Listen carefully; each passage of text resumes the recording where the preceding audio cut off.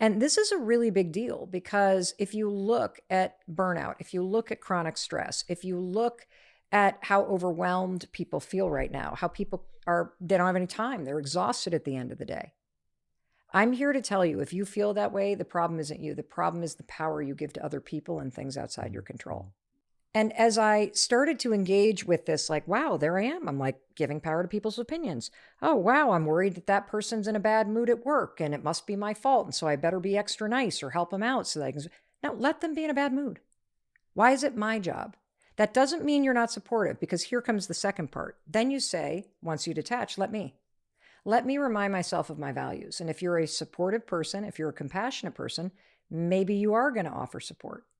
But if you're exhausted and you've already spent all this time taking on too much, maybe right now is when you say, you know what, I'm going to let them deal with themselves and I'm going to let me take a step back, because that's actually what I need to do based on my values and my priorities.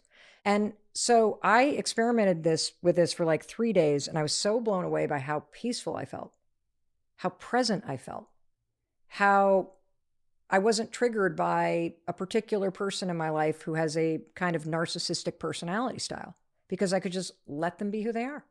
If your friends don't invite you out this weekend, let them. If the person you're dating doesn't want a commitment, let them. If your kids don't want to go to the flea market with you this weekend, let them. Stop worrying about managing and stressing about other people. Stop forcing them to change. Let people be who they are, because they are revealing themselves to you and they're revealing their priorities and what matters to you. And then you get to choose. You get to choose how to respond. And that's where your power is. I used to struggle with guilt all the time.